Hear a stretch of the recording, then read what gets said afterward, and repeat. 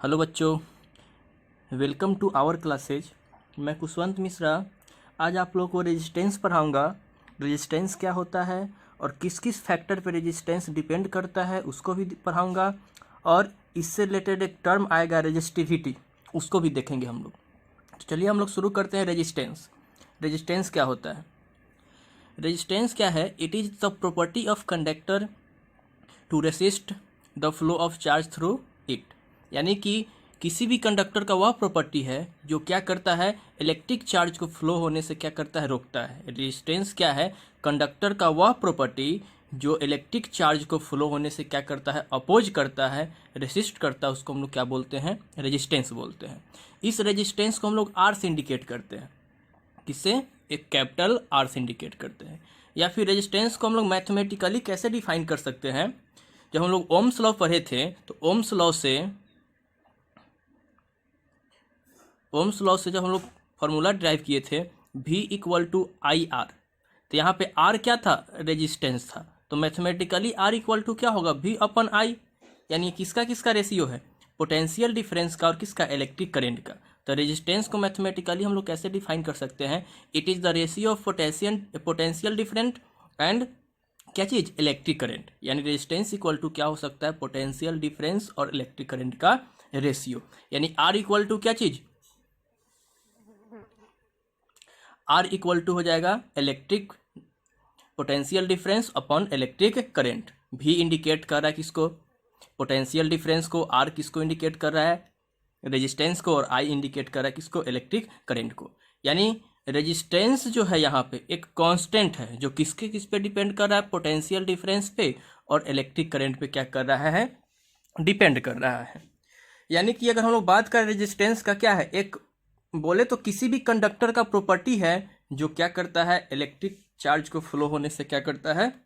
रोकता है। Electric charge को फ्लो होने से रोकता है। यानी रेजिस्टेंस इक्वल टू क्या होगा? Potential difference upon electric current. अगर हम लोग रेजिस्टेंस के एसआई यूनिट का बात करें तो क्या होता है? एसआई यूनिट ऑफ रेजिस्टेंस अगर हम लोग देखें तो रेजिस्टेंस इक्वल टू हम लोग पढ़ते हैं क्या चीज़? V बाई आई, यानी electric potential difference upon electric current. V यानी पोटेंशियल डिफरेंस का जो यूनिट होता है वो होता है क्या चीज़? वोल्ट। और इलेक्ट्रिक करंट का यूनिट होता है एम्पियर। वोल्ट को V से इंडिकेट कर दिए, एम्पियर को A से इंडिकेट कर दिए। यानी R इक्वल टू मेरे पास क्या है? V अपॉन आई, यानी potential difference upon electric current. तो पोटेंशियल डिफरेंस का यूनिट क्या है? वोल्ट। और इलेक्ट्रिक करंट का यूनिट एम्पियर। यानी रेजिस्टेंस का जो यूनिट होगा वो जनरली क्या होगा? वोल्ट पर एम्पियर। यानी क्या होगा? वोल्ट पर एम्पियर। हम 1 वोल्ट पर एम्पियर को हम 1 ओम बोलते हैं। ओम एक साइंटिस्ट का नाम है। ओम का सिंबल क्या होता है? ये ओम का सिंबल है। यानी कि 1 वोल्ट पर एम्पियर को हम लोग क्या बोलते हैं? 1 ओम बोलते हैं। यानी कि ऐसा यूनिट ऑफ रेजिस्टेंस क्या हो जाएगा? वो हो जाएगा ओम। क्या हो जाएगा? ओम। ओम का सिंबल ये रहा। तो ऐसा यूनिट ऑफ रेजिस्टेंस क्या होता है? 1, या फिर वोल्ट पर एम्पियर। क्या चीज़? या फिर क्या हो जाएगा? वोल्ट पर एम्पियर हो जाएगा। अगर हमें डिफाइन करना है 1 ओम को, तो 1 ओम को कैसे डिफाइन करेंगे? When potential difference is 1 volt and current through the circuit या फिर conductor is 1 ampere, then resistance is कितना? 1 ओम। यानी कि किसी भी सर्किट से जो करेंट फ्लो कर रहे हैं उस करेंट का अमाउंट 1 एम्पियर और उसका पोटेंशियल डिफरेंस कितना? 1 वोल्ट होगा, तो उसमें जो रेजिस्टेंस प्रोड्यूस होगा वो रेजिस्टेंस कितना होगा? 1 ओम होगा। 1 ओम इक्वल टू क्या होगा? 1 ohm equal to 1 volt upon 1 ampere. 1 volt potential difference और उसमें से एक क्या चीज़? एम्पियर। अगर इलेक्ट्रिक करंट फ्लो हो रहा है तो उसका रेजिस्टेंस कितना होगा? 1 ओम होगा। अब देखते हैं हम लोग कि क्या क्या फैक्टर है जिस पर रेजिस्टेंस डिपेंड करता है, यानी factor on which the resistance of a conductor depend. तो सबसे पहला लेंथ ऑफ द कंडक्टर, यानी कि क्या चीज़? कंडक्टर का क्या चीज़ पे? लेंथ पे। मान लेते हैं ये लेंथ है यहाँ से यहाँ तक कंडक्टर का, तो इस पर भी क्या करता है? रेजिस्टेंस डिपेंड करता है। यानी कि resistance of uniform metallic conductor. यहाँ पे यूनिफॉर्म मेटालिक कंडक्टर का मतलब क्या है कि अगर ये कंडक्टर अगर आयरन का है तो आयरन का ही होगा, सिल्वर का है तो सिल्वर का ही होगा, कॉपर का है तो कॉपर का ही होगा। यानी एक ही ये क्या चीज़ है, सब्सटेंस, यानी एक ही मेटल्स का ये कंडक्टर होना चाहिए। यूनिफॉर्मली इसका हर एक एटम उसी का होना चाहिए। अगर कॉपर है तो कॉपर, सिल्वर है तो सिल्वर। हम यहाँ पे ले लेते हैं क्या चीज़ का है, सिल्वर का है। The resistance of uniform metallic conductor is directly proportional to length of the conductor. यानी जो रेजिस्टेंस है वो डायरेक्टली प्रोपोर्शनल है किसके, लेंथ ऑफ द कंडक्टर के। तो रेजिस्टेंस के लिए R, length of the conductor के लिए एल, तो आर डायरेक्टली प्रोपोर्शनल टू क्या चीज़, लेंथ। तो पहला फैक्टर क्या है मेरा कि लेंथ ऑफ द कंडक्टर पे क्या चीज़, रेजिस्टेंस डिपेंड करता है, कैसे, डायरेक्टली प्रोपोर्शनल। यानी रेजिस्टेंस डायरेक्टली प्रोपोर्शनल टू क्या चीज़, लेंथ ऑफ द कंडक्टर। इसको हम इक्वेशन क्या मान लेते हैं, 1 मान लेते हैं। सेकेंड है मेरे पास area of cross section. Area of cross section का मतलब क्या होता है कि जो कंडक्टर हम लोग ले रहे हैं उस कंडक्टर का cross sectional area. Cross sectional area क्या हो गया, ये, इसको हम लोग क्या बोलते हैं, क्रॉस सेक्शनल एरिया बोलते हैं। ये वाला पार्ट क्या है, क्रॉस सेक्शनल एरिया है। तो क्रॉस सेक्शनल एरिया पे कैसे डिपेंड करता है, resistance inversely proportional to the area of cross section. यानी कि जो रेजिस्टेंस है वो एरिया के इन्वर्सली प्रोपोर्शनल पे डिपेंड करता है। यानी R inversely proportional to area of cross section. किस पे, यानी आर इन्वर्सली प्रोपोर्शनल टू क्या चीज़, एरिया ऑफ क्रॉस सेक्शन। इसको मान लिया क्या चीज़, इक्वेशन सेकेंड। थर्ड क्या है कि रेजिस्टेंस टेम्परेचर पे भी डिपेंड करता है, कि उस टेम्परेचर बढ़ेगा तो रेजिस्टेंस में भी कुछ फर्क पड़ेगा। तो कैसे डिपेंड करता है, तो resistance directly proportional to temperature. इसका मतलब क्या है कि अगर टेम्परेचर इंक्रीज करते हैं तो रेजिस्टेंस भी इंक्रीज करेगा, टेम्परेचर डिक्रीज करते हैं तो रेजिस्टेंस भी क्या करेगा, डिक्रीज करेगा। यानी आर डायरेक्टली प्रोपोर्शनल टू क्या चीज़, टेम्परेचर। एक और है नेचर ऑफ द मटेरियल। यानी कि जो हम कंडक्टर ले रहे हैं वो कंडक्टर किस मटेरियल का बना हुआ है उस पर भी डिपेंड करता है। अगर सिल्वर का बना है तो उसका रेजिस्टेंस कम होगा, अगर कॉपर का बना है तो थोड़ा सा ज़्यादा होगा, अगर गोल्ड का बना है तो थोड़ा सा और ज़्यादा होगा। यानी वो नेचर ऑफ मटेरियल पे भी डिपेंड करता है कि वो कंडक्टर किस किस मटेरियल का बना है, तो उस पर भी क्या करता है, डिपेंड करता है। मेरे पास पहला और दूसरा इक्वेशन क्या था कि R directly proportional to L and R also inversely proportional to area of cross section, यानी 1 बाई क्या चीज़, ए। इस दोनों इक्वेशन को हम क्या करेंगे, कंबाइन करेंगे। यानी कि फ्रॉम इक्वेशन 1 एंड 2।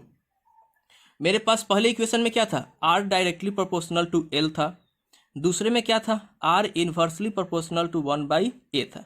अब इस दोनों को क्या करेंगे, कंबाइन करेंगे। तो R directly proportional to L into 1 by A, यानी फ्रॉम इक्वेशन 1 एंड 2। यानी आर इक्वल टू क्या होगा, एल अपॉन ए, यानी एल अपॉन क्या चीज़, ए। अब इस प्रोपोर्शनल को जब हम लोग हटाएंगे तो कुछ कांस्टेंट लगाएंगे, तो कांस्टेंट हम लोग लिख दिए। यानी कि R equal to constant into L upon A. यहाँ पे जो कांस्टेंट है इस कांस्टेंट को हम लोग बोलते हैं क्या चीज़, रेजिस्टिविटी। एक नया टर्म है रेजिस्टिविटी, किसको बोलते हैं, यानी कि जो हम लोग यहाँ से क्या होता है, प्रोपोर्शनल को हटाते हैं, कांस्टेंट लगाए, इस कांस्टेंट को हम लोग क्या बोलते हैं, रेजिस्टिविटी। जिसको हम लोग इंडिकेट करते हैं क्या चीज़ से, रो से। इसको हम लोग रो पढ़ते हैं, RHO, रो पढ़ते हैं। यानी इस कांस्टेंट के जगह पे हम लोग क्या रख देंगे, रो। यानी R equal to rho into L upon A. इसको हम लोग क्या बोलते हैं, रेजिस्टिविटी बोलते हैं। क्या होता है रेजिस्टिविटी, हम लोग आगे देखेंगे। यानी कि अगर हम लोग यहाँ से रेजिस्टिविटी निकालें तो क्या होगा, ए जाकर आर के साथ मल्टीप्लाई हो जाएगा और एल कहाँ चलाएगा, नीचे। यानी रो इक्वल टू, यानी resistivity equal to R A upon L. R क्या है, रेजिस्टेंस, इंटू ए क्या है, एरिया ऑफ क्रॉस सेक्शन, और एल क्या है, लेंथ ऑफ द कंडक्टर। यानी रेजिस्टिविटी इक्वल टू क्या होगा, resistance into area of cross section upon length of the conductor. यानी कि रेजिस्टेंस किस पे डिपेंड कर रहा था, एक लेंथ ऑफ द कंडक्टर, दूसरा एरिया ऑफ क्रॉस सेक्शन, तीसरा टेम्परेचर, और चौथा क्या चीज़, नेचर ऑफ द मटेरियल। इससे मेरा एक नया टर्म मिला और एक फॉर्मूला मिला। क्या फॉर्मूला है वो, कि R equal to resistivity into length upon area. यहाँ से अगर हम लोग रेजिस्टिविटी निकालेंगे तो आर ए अपॉन एल। एक नया टर्म मिला, क्या चीज़, रेजिस्टिविटी। तो हम लोग देखते हैं कि रेजिस्टिविटी होता क्या है। रेजिस्टिविटी क्या है, it is the fundamental property of material that quantifies how strongly it resist और कंडक्ट इलेक्ट्रिक करंट। यानी ये किसी भी मटेरियल का या फिर किसी भी कंडक्टर का वह प्रॉपर्टी है जो हमें क्वांटिफाई कराता है कि वो मटेरियल कितना ज़्यादा इलेक्ट्रिक करंट को रेसिस्ट कर रहा है और कितना ज़्यादा इलेक्ट्रिक करंट को कंडक्ट कर रहा है। यानी एक वह प्रॉपर्टी है जो इलेक्ट्रिक करंट को रेसिस्ट करना और उसमें कितना ज़्यादा वो इलेक्ट्रिक करंट को कंडक्ट कर रहा है उसको क्या करता है, वो बताता है। यानी कि रेजिस्टिविटी को हम लोग अगर समझना है तो किसी भी कंडक्टर से या फिर किसी भी मटेरियल से कितना इलेक्ट्रिक करंट स्ट्रांगली फ्लो कर रहा है या फिर कितना इलेक्ट्रिक करंट को वो कंडक्टर क्या कर रहा है, अपोज कर रहा है, रेसिस्ट कर रहा है, उसको हम पता करते हैं किससे, रेसिस्टिविटी से। इसको अगर हम लोग मैथमेटिकली अगर हम लोग क्या करें, डिफाइन करें तो रेजिस्टिविटी क्या होता है, resistivity of a material is the resistance of a wire of that material of unit length and unit cross sectional area. यानी कि रेजिस्टिविटी जो होता है किसी भी मटेरियल का वह क्या होता है, एक रेजिस्टेंस है उस मटेरियल का जो यूनिट लेंथ और यूनिट क्रॉस सेक्शनल एरिया पे क्या होता है, रिलेशन होता है। यानी रेजिस्टिविटी इक्वल टू क्या चीज़ पढ़े हम लोग, resistance into area upon length. अगर हम लोग बात करें रेजिस्टिविटी के एसआई यूनिट का तो इसका कुछ एसआई यूनिट भी बनेगा। तो मेरे पास रेजिस्टिविटी का फॉर्मूला क्या है, रेजिस्टेंस इनटू एरिया अपॉन क्या चीज़, लेंथ। तो रेजिस्टेंस का यूनिट हम लोग क्या पढ़े हैं, ओम पढ़े हैं। एरिया का यूनिट क्या होता है, मीटर स्क्वायर, और लेंथ का मीटर। इस मीटर से ये मीटर कट जाएगा तो क्या बचेगा, 1 मीटर। तो ऐसा यूनिट ऑफ रेजिस्टिविटी क्या होगा, ओम मीटर। क्या चीज़ होगा, ओम मीटर। तो ऐसा यूनिट ऑफ रेजिस्टिविटी क्या होगा, ओम मीटर। इसको याद कर लेना है, ऐसा यूनिट ऑफ रेजिस्टिविटी क्या होगा, ओम मीटर।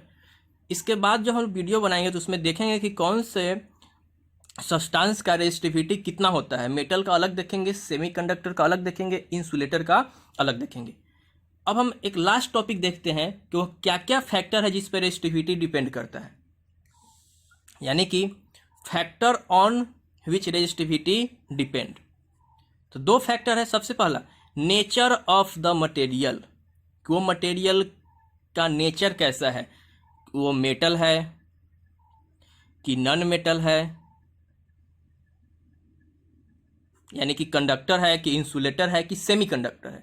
तो उस नेचर पे भी डिपेंड करता है क्या चीज़, रेजिस्टिविटी, कि उसमें से कितना इलेक्ट्रिक करंट फ्लो हो रहा है, कितना इलेक्ट्रिक करंट को अपोज कर रहा है, गुड कंडक्टर है कि बैड कंडक्टर, उस पर भी डिपेंड करता है रेजिस्टिविटी। दूसरा है टेम्परेचर।